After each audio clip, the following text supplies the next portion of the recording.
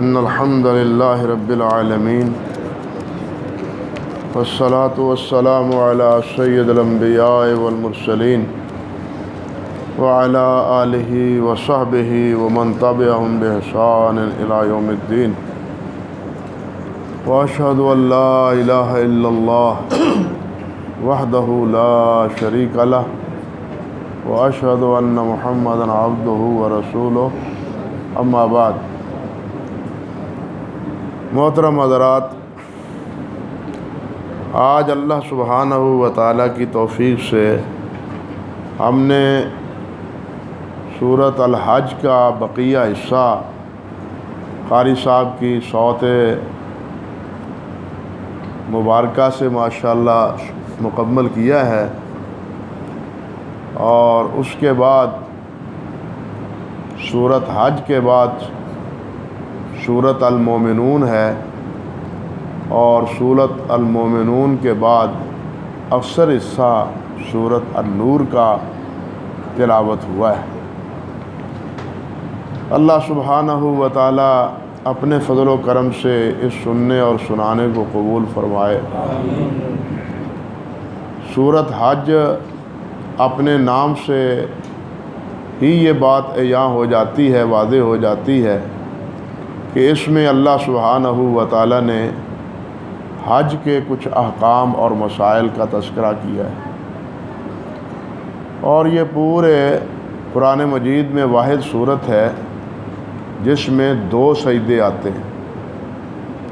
نبی کریم صلی اللہ علیہ وسلم نے ارشاد فرمایا ہے، فضلت سورۃ الحج بسجدتین فمن لم یسجدہما فلا یقرأھا۔ آپ نے فرمایا کہ سورۃ حج کو فضیلت 2 سجدوں سے دی گئی، جو یہ 2 سجدے نہیں کرتا وہ اس سورت کو پڑھے ہی نہ۔ اللہ اکبر کبیرہ، الحمدللہ۔ لیکن کچھ حضرات وہ بھی ہیں کہ جو سورۃ الحج کے دوسرے سجدے کے قائل نہیں ہیں، بلکہ اس مصحف میں تو نہیں ہے، اس نسخے میں قرآن مجید میں تو نہیں، مگر اکثر قرآن مجید کے نسخوں میں آپ دیکھیں گے کہ دوسرے سجدے پر لکھا ہوا ہے السجدۃ عند الشافعی، کہ امام شافعی کے نزدیک یہاں سجدہ ہے۔ اب یہ سوچنے کی بات ہے، غور کرنا چاہیے کہ نبی کریم صلی اللہ علیہ وسلم نے جو یہ بات ارشاد فرمائی ہے کہ سورۃ حج کو اللہ نے 2 سجدوں سے فضیلت دی، جو 2 سجدے نہ کرے وہ یہ سورۃ حج پڑھے ہی نہ۔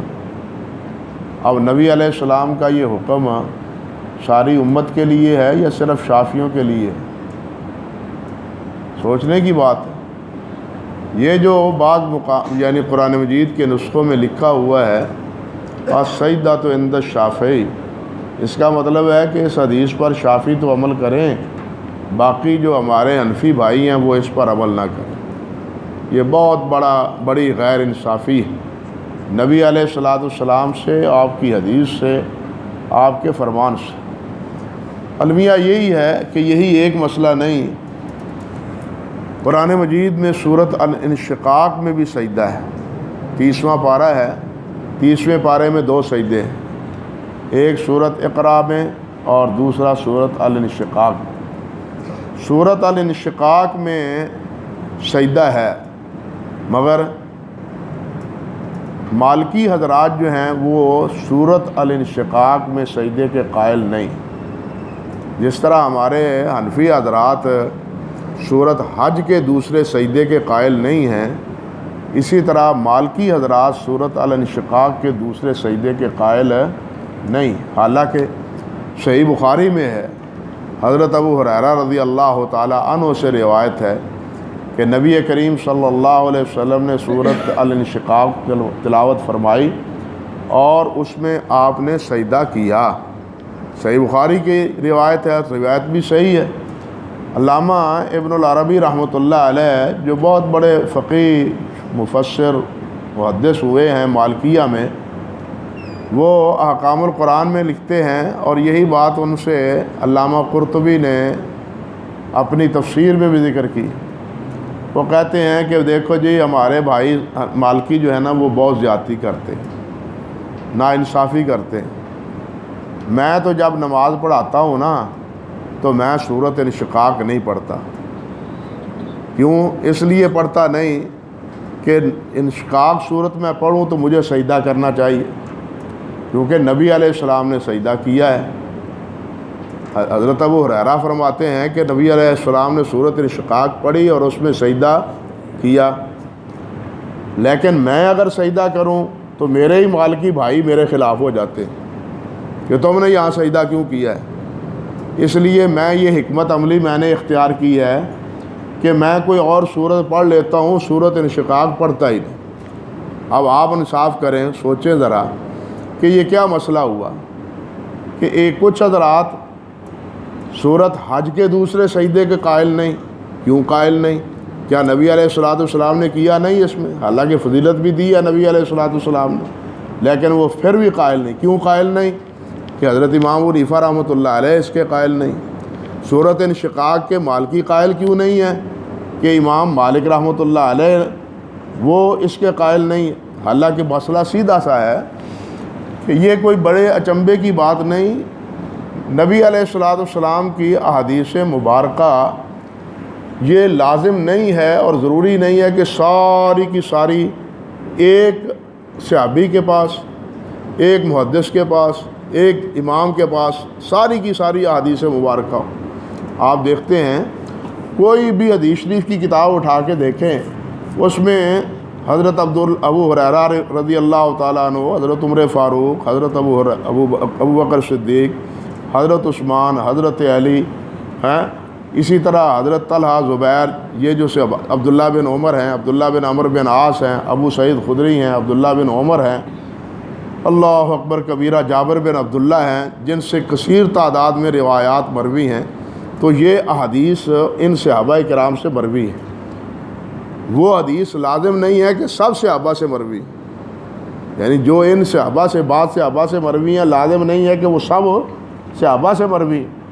اگر سب صحابہ سے مروی ہوتی تو محدثین کا اسلوب یہی ہوتا ہے کہ وہ ایک روایت لے آتے ہیں اور باقی صحابہ کا نام لکھ دیتے ہیں، لیکن اس طرح حضرات محدثین رحمہم اللہ نے نہیں کیا، بلکہ ہر ایک صحابی کی روایات جتنی منقول ہیں ان کو درج کیا ہے، جمع کیا ہے۔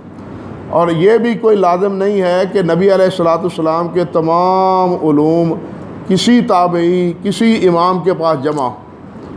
کسی امام اور کسی تابعی کے پاس آپ کا تمام علم جو ہے وہ جمع نہیں ہے۔ انسان ہے، فوق ذی کل علم علیم، ایک سے بڑھ کے دوسرا جو ہے وہ عالم ہے۔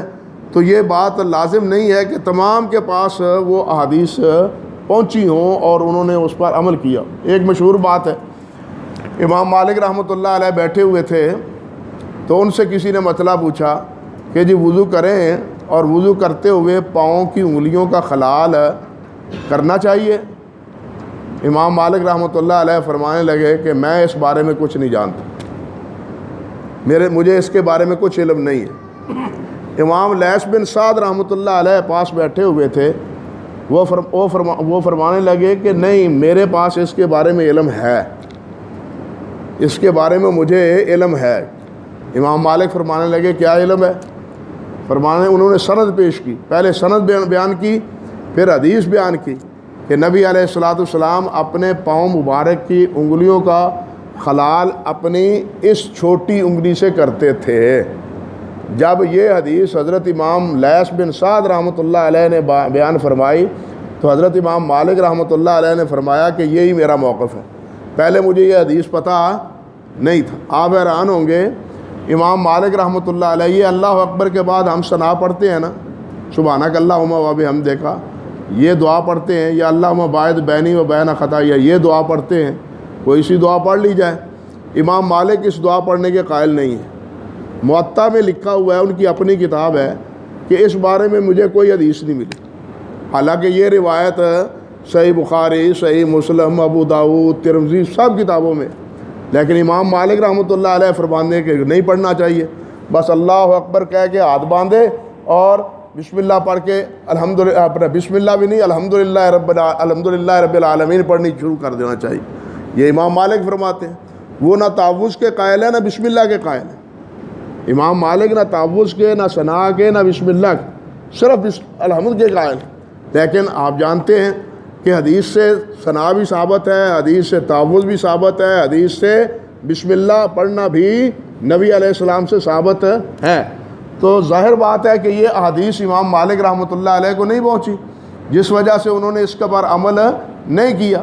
تو سب سے اچھا عذر جس طرح کہ علامہ شارانی رحمۃ اللہ علیہ نے المیزان الکبریٰ میں کہا ہے کہ ائمہ کے احترام کا تقاضا یہ ہے، ائمہ کے ان ہمارے بزرگوں کے کا احترام کا تقاضا یہ ہے کہ اگر کسی صحیح حدیث کے بارے میں پتہ چل جائے کہ یہ روایت صحیح ہے احادیث کی کتابوں میں، اور ان ائمہ میں سے کسی نے اس کے خلاف عمل کیا ہے، تو یہی حسن ظن رکھنا چاہیے کہ یہ حدیث انہیں ملی نہیں، ورنہ یہ حدیث اگر ان کو مل جاتی تو وہ اس حدیث کی مخالفت نہ کرتے۔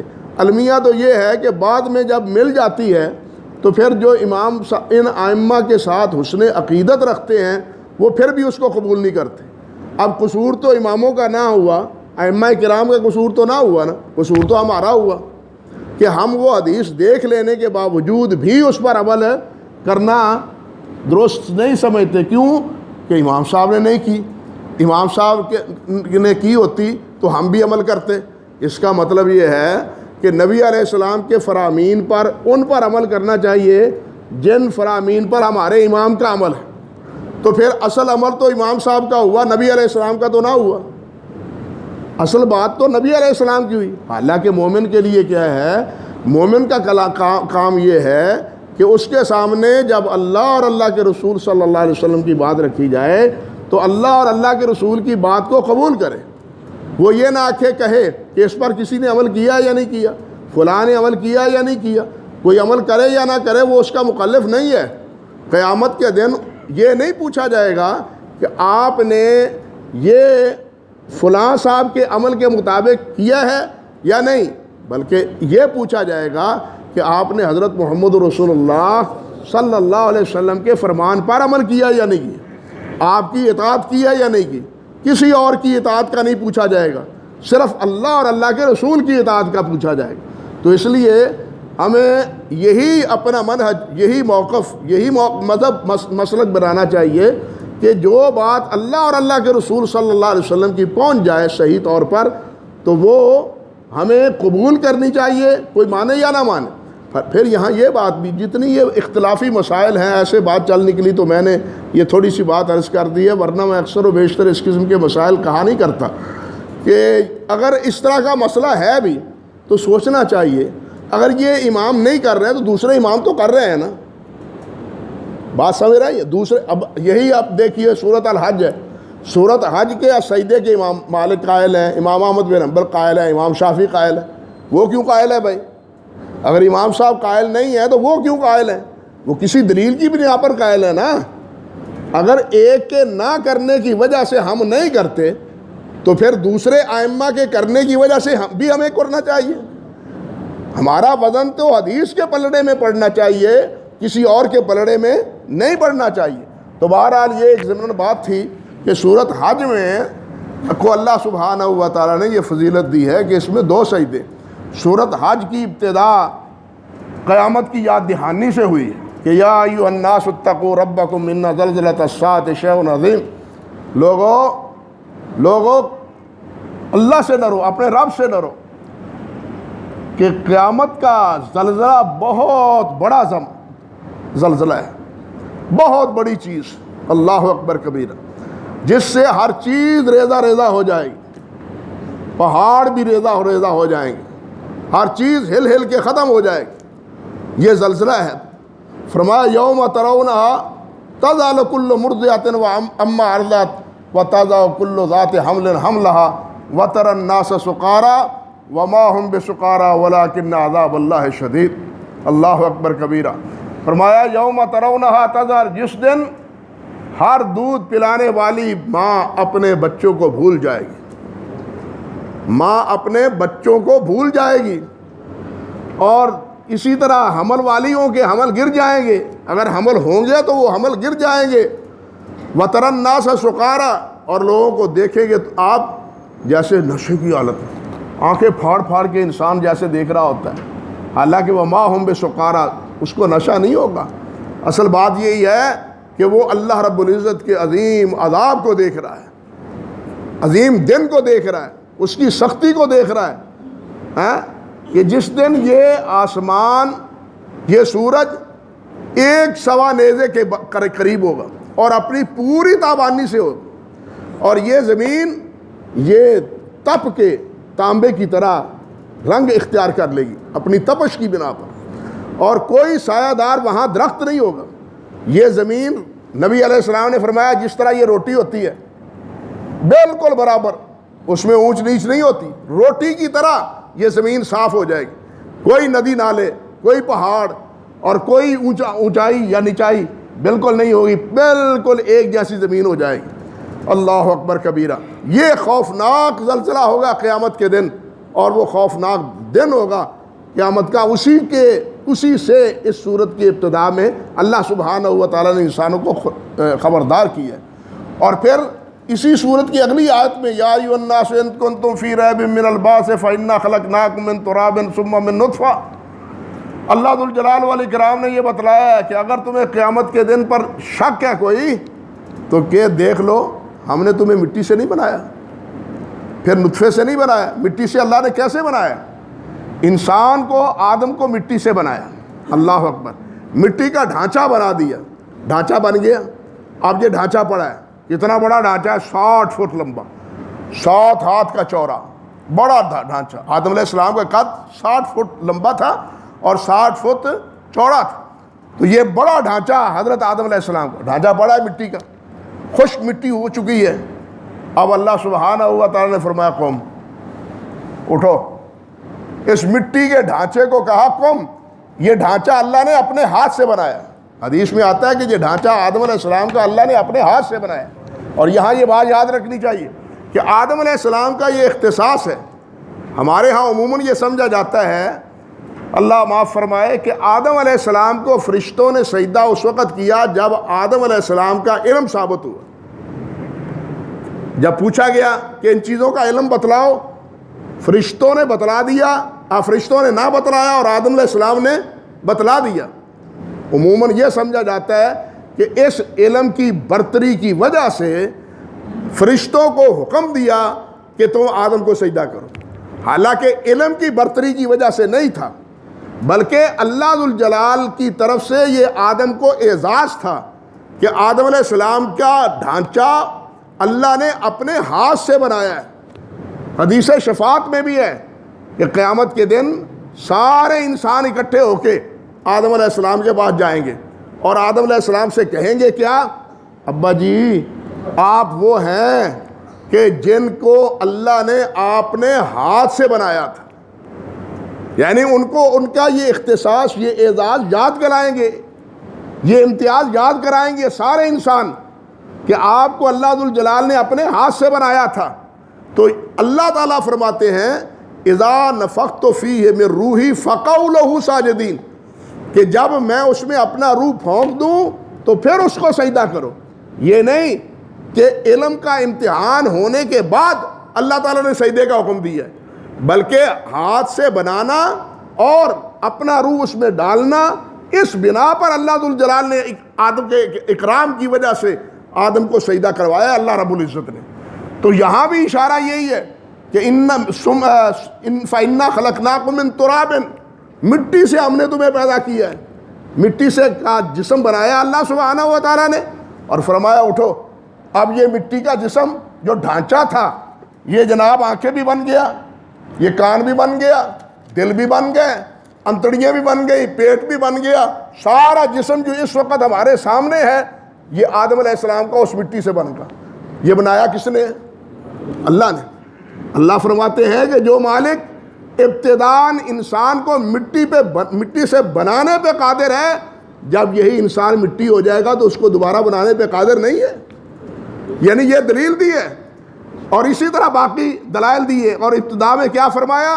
یا ایھا الناس ان کنتم فی ریب من البعث فانا خلقناکم من تراب ثم من نطفہ، پھر نطفے سے، زوجین کے نطفے سے انسان کو اللہ سبحانہ و تعالیٰ نے بنایا، اور پھر وہ نطفہ بھی کس حکمت کے ساتھ کہ اللہ تعالیٰ فرماتے ہیں ثم من علقہ ثم من مضغہ وغیر مخلقہ وغیر مخلقہ، اس نطفے کو اللہ سبحانہ و تعالیٰ نے پہلے تو کیا جائے ایک جمع ہوا خون بنایا، جمع ہوا خون بنانے کے بعد پھر ایک بوٹی بنائی، بوٹی کے بعد پھر اللہ ذوالجلال نے اس میں اس کو وجود بخشا، اور وجود کے بعد پھر ایک وقت مقرر کے بعد اللہ ذوالجلال نے اس میں روح ڈالی۔ یہ سارا انتظام کرنے والا جو ہے، جو اس طرح ایک پانی کے قطرے سے، ایک پانی کے نطفے سے، قطرے سے ایک اتنا بڑا انسان بنانے پہ قادر ہے، وہ اسی انسان کو، بنائے ہوئے انسان کو جب یہ ختم ہو جائے گا تو اثر نو اس کو بنانے پہ کیوں قادر نہیں؟ تو اس طرح اللہ ذوالجلال نے قیامت کے وقوع کی یہ دلیل دی ہے اس صورت میں ساتھ اس کے، اور اسی صورت میں اللہ سبحانہ و تعالیٰ نے جہاد اور قتال دونوں کا ذکر کیا ہے۔ قتال تلوار سے اور جہاد اپنے تمام انواع سے، زبان سے بھی، ہاتھ سے بھی، قلم سے بھی، علم سے بھی، ہر اعتبار سے جہاد کا مفہوم جو ہے نا جہاد کو شامل ہے۔ حتیٰ کہ یہاں فرمایا قرآن مجید اسی صورت میں وجاہدوا فی اللہ حق جہاد، وجاہدوا فی اللہ حق جہاد، اللہ کی راہ میں جہاد کرو جس طرح کے جہاد کرنے کا حق ہے۔ اور قتال بھی اسی صورت میں اللہ ذوالجلال نے حکم دیا کہ تم قتال کیوں نہیں کرتے، اللہ کی راہ میں کیوں نہیں نکلتے، اور ان کے ساتھ لڑائی کیوں نہیں کرتے جنہوں نے تمہیں اپنے گھروں سے نکالا ہے۔ تمہارا اور کوئی قصور نہیں تھا، تمہارا قصور صرف یہ تھا کہ تم کہتے تھے کہ ہمارا رب اللہ ہے، یہ ہے تمہارا قصور۔ اس وجہ سے ان لوگوں نے تمہیں اپنا گھر چھوڑنے پر تمہیں مجبور کر دیا، اس لیے آج ان لوگوں کے خلاف قتال کرو تم۔ اس صورت میں قتال کا بھی حکم ہے اور جہاد کا بھی حکم ہے۔ اور پھر جہاد کے نتیجے میں جب ایک مملکت خدا داد بنتی ہے، اس کے ضوابط اور اصول بھی اللہ ذوالجلال نے اس میں بیان کی ہیں۔ اللہ رب العزت نے فرمایا ہے کہ الذین ان مکناہم، کہ وہ لوگ جن کو ہم زمین پر مکناہم فی الارض اقاموا الصلاۃ وآتوا الزکاۃ وامروا بالمعروف ونہوا عن المنکر وللہ عاقبۃ الامور، وہ کیا کرتے ہیں؟ جن کو حکومت دی جاتی ہے وہ کیا کرتے ہیں؟ اللہ اقاموا الصلاۃ، نماز قائم کرتے ہیں، یعنی نماز کیا، یعنی نماز قائم کیا مطلب؟ نظام نماز قائم کرتے ہیں اور نظام زکوٰۃ قائم کرتے ہیں۔ اسلامی ریاست مملکت کا پہلا اور بنیادی اصول یہ ہے کہ اس میں نظام صلاۃ اور نظام زکوٰۃ اس کو نافذ کیا جائے۔ کہنے کو تو اب ہمارا ملک بھی وہ کیا ہے جناب، مدینہ کی ریاست کا روپ دھار رہا ہے۔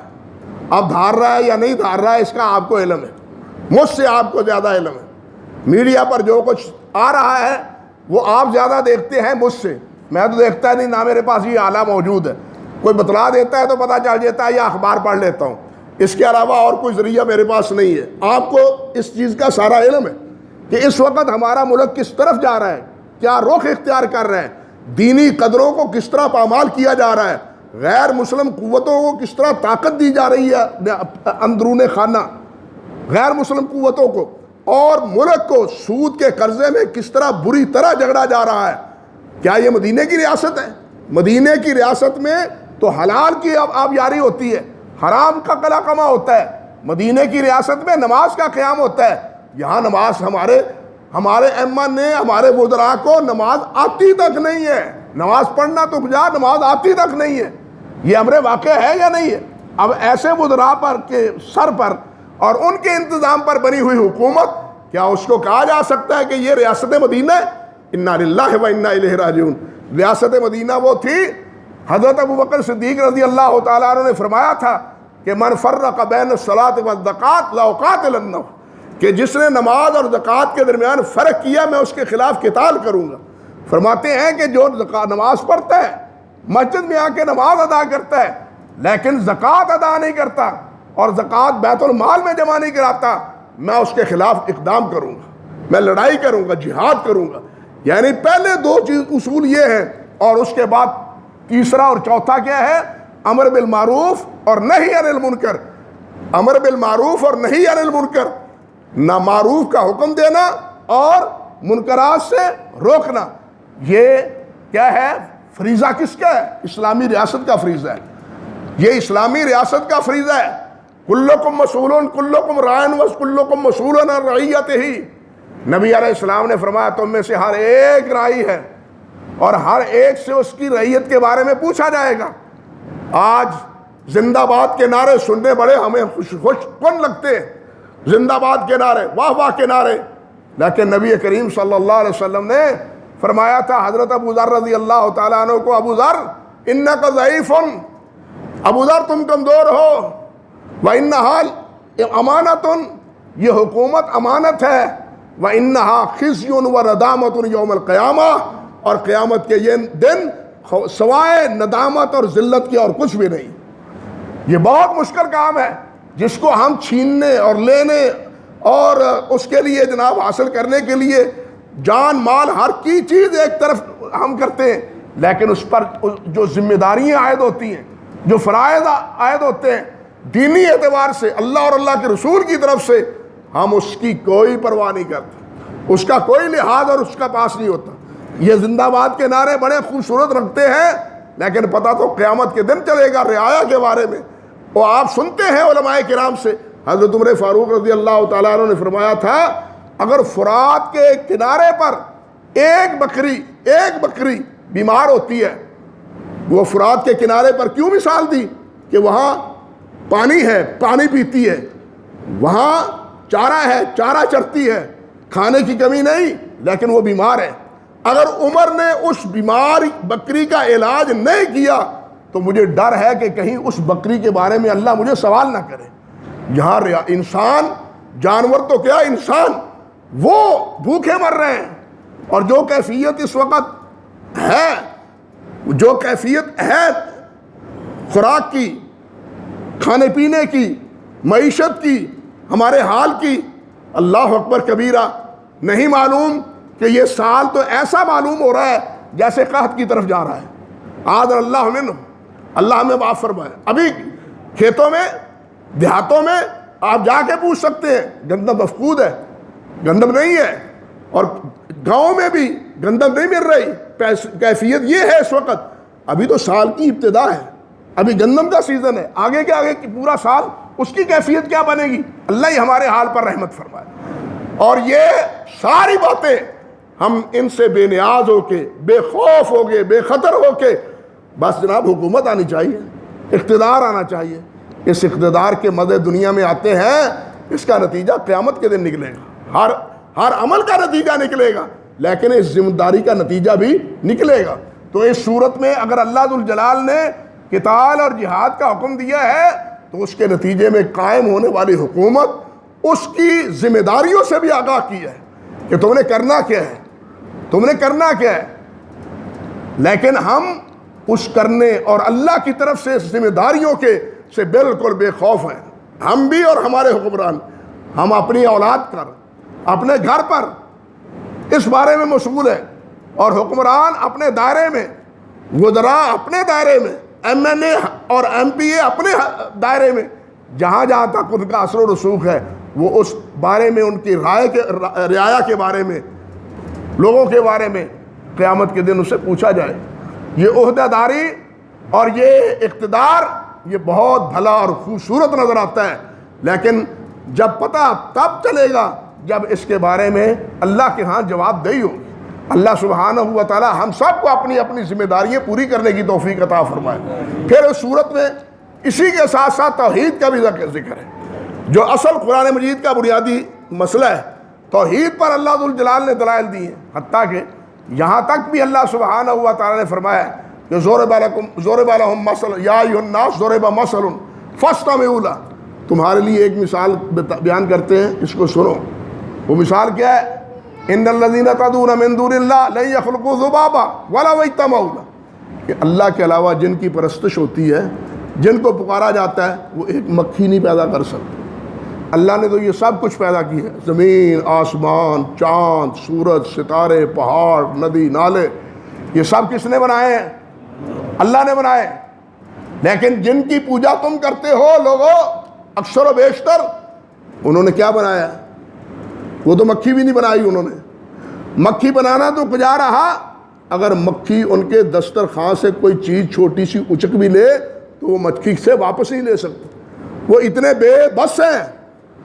اور جن کو تم سمجھتے ہو کہ یہ سب کچھ دینے والے ہیں، جن کو تم سمجھتے ہو یہ ہمارے مشکل کشا ہیں، یہ ہمارے حاجت روا ہیں، ہماری حاجت براری کرتے ہیں، اور یہ اپنے دسترخوان سے ایک چھوٹا سا ذرہ مکھی کا لیا ہوا اس سے تو واپس نہیں لے سکتے ہیں، یہ تمہاری قسمت کس طرح سنوار سکتے ہیں؟ اللہ سبحانہ و تعالیٰ نے یہ مثال دے کے ہمیں خبردار کیا ہے کہ اللہ کے علاوہ اور کوئی معبود نہیں ہے، سارے اختیارات اسی مالک کے پاس ہیں، وہی سب کا پیدا کرنے والا ہے، جس کو جو دیتا ہے وہی دیتا ہے۔ اس طرح توحید کے مسائل بھی اس میں اللہ ذوالجلال نے ذکر کیے۔ اس کے بعد سورۃ المومن ہے، مومنون ہے، اور سورۃ مومنون میں اللہ سبحانہ و تعالیٰ نے اہل ایمان کی ابتداءً صفات بیان کی ہیں، اور وہ صفات ایسی ہیں جن کے بارے میں اللہ نے بڑے یقین سے فرمایا ہے، اعتماد سے، اللہ کی ہر بات سچی۔ یہاں کا قد حرف تاکید سے، قد افلح المؤمنون الذین هم فی صلاتهم خاشعون الذین هم عن اللغو معرضون، یہ ساری صفات اللہ ذوالجلال نے مومنوں کی بیان کی کہ مومن فلاح پا گئے جو نماز میں خشوع ادا کرتے ہیں۔ یہاں قابل غور بات یہ ہے، یہ نہیں فرمایا الذین یصلون، قد افلح المؤمنون الذین هم یصلون، یہ نہیں فرمایا اللہ نے مومن فلاح پا گئے جو نماز پڑھتے ہیں، یہ نہیں کہا۔ اللہ نے فرمایا مومن وہ فلاح پا گئے جو نماز کو خشوع و خضوع سے پڑھتے ہیں۔ دونوں میں فرق ہے۔ مصلی ہر وہ مصلی ہے، نماز پڑھنے والا جو جیسے کیسے نماز پڑھتا ہے پڑھ لے، جیسے کیسے نماز پڑھتا ہے وہ پڑھ لے، وہ مصلی ہے۔ حتیٰ کہ منافقوں کے بارے میں بھی اللہ نے فرمایا رأیت الذی یکذب بالدین فذلک الذی یدعو الیتیم فویل للمصلین الذین هم عن صلاتهم ساہون۔ یہاں فویل للمصلین فرمایا، مصلین کے لیے ویل ہے۔ بھئی نمازیوں کے لیے اگر وائل ہے تو پھر خوشخبری کس کے لیے؟ سوچنے کی بات ہے، اگر مصلی نمازیوں کے لیے ویل ہے تو خوشخبری کس کے لیے ہے؟ اگر نمازیوں کو خوشخبری نہیں ہے۔ علامہ راغب نے کہا ہے کہ یہاں مصلی وہ مراد ہے جو نماز ایسی پڑھتے ہیں جو وہ نماز مطلوب نہیں ہے جو اللہ تعالیٰ کے ہاں، جو سنت کے مطابق نہیں ہے۔ اب آپ دیکھیں، ہماری ایک چھوٹا سا مسئلہ ہے نماز کا، نبی علیہ السلام نے فرمایا رسو صفوفکم سووا صفوفکم سووا واعتدلوا فإن اقامت الصلاۃ فإن تسویۃ الصفوف من اقامت الصلاۃ۔ غور کیجئے ذرا، آپ نے فرمایا صف قریب کھڑے ہو جاؤ، آگے پیچھے نہ ہو جاؤ، درمیان میں خلا نہ چھوڑو، صف درست کر لو۔ یہ صفوں کی درستگی اقامت صلاۃ، قرآن نے بار بار کہا ہے نا، اقیموا الصلاۃ اقیموا الصلاۃ یقیمون الصلاۃ، کہا ہے نا قرآن نے۔ نبی علیہ السلام نے صفوں کی درستگی کو اقامت صلاۃ قرار دیا ہے کہ یہ اقامت صلاۃ میں سے ہے۔ اب اقامت صلاۃ میں سے کیا ہے؟ صف بندی بھی ہے۔ یہ تو ایک مسئلہ ہے، گویا نماز وہ مطلوب ہے جو اللہ کے رسول صلی اللہ علیہ وسلم نے پڑھی، جو سنت کے مطابق ہے، جو صحیح طریقے کے مطابق ہے، جو خشوع اور خضوع کے ساتھ ہے۔ جس میں خشوع نہیں ہے، جس میں خشوع نہیں ہے، اطمینان نہیں ہے، اطمینان ہی نہیں ہے۔ حدیث میں آتا ہے، نبی علیہ السلام معروف روایت ہے، ایک ساتھی نے نماز پڑھی، آپ جانے لگا، سلام لیا، آپ نے فرمایا ارجع فصلی فإنک لم تصلی، جاؤ دوبارہ نماز پڑھو، تم نے نماز نہیں پڑھی۔ سنیے آپ نے وہ روایت، یہ کیوں حکم دیا آپ نے؟ اس لیے کہ اس نے نہ قیام درست کیا، نہ رکوع صحیح کیا، نہ سجدہ صحیح کیا، اور اس میں آپ نے تعلیم کیا کی دی کہ جب سجدہ رکوع کرو تو پھر اطمینان سے رکوع کرو، جب سجدہ کرو تو اطمینان سے سجدہ کرو، جب بیٹھو تو اطمینان سے سجدہ کرو۔ مگر ہم میں سے وہ بھائی ہیں جو ہیں سارے نمازی، لیکن اطمینان چھوڑ کے بھاگ دوڑ لگی ہوئی ہے، اٹھک بیٹھک لگی ہوئی ہے امر واقعہ یا نہیں بلکہ میڈیا پر بار نمازیں ہمیں دکھائی جاتی ہیں، شرم آتی ہے اللہ کی قسم ایسی نمازوں کی کو میڈیا پر دیکھتے ہوئے کہ کاش اس قسم کی بےہودگی کا مظاہرہ میڈیا پر نہ ہوتا اور مسلمانوں کو بدنام نہ کیا جاتا۔ یہ خیر خواہی نہیں ہے اسلام کے ساتھ اور مسلمانوں کے ساتھ عداوت اور دشمنی، یہ نماز نہیں ہے بلکہ یہ منافقوں کی نماز۔ مصلین اللہ نے نہیں فرمایا بلکہ الذین هم فی صلاتہم خاشعون فرمایا، الذین هم فی صلاتہم خاشعون فرمایا۔ اس لیے اللہ سبحانہ و تعالی ہمیں وہ نماز نصیب کرے جو اللہ کے ہاں مقصود ہے، جو اللہ کے ہاں مطلوب ہے، جس میں خشوع اور اطمینان حاصل ہوتا ہے۔ جس نماز میں اطمینان نہیں ہے وہ یقین جانیے نماز اللہ کے ہاں مطلوب نہیں ہے۔ تو اس طرح مومن کے اوصاف اس میں ذکر کیے، توحید کا بھی اللہ ذوالجلال نے ذکر کیا ہے، اور بھی دوسرے مسائل ہیں۔ اللہ سبحانہ و تعالی ہمیں قرآن مجید سمجھنے، صحیح معنوں میں مومن بننے اور اللہ کا بندہ بننے کی اور نبی علیہ الصلوۃ والسلام کا اطاعت گزار ہونے کی اللہ ذوالجلال ہمیں توفیق عطا فرمائے۔ وآخر دعوانا ان الحمد للہ رب العالمین۔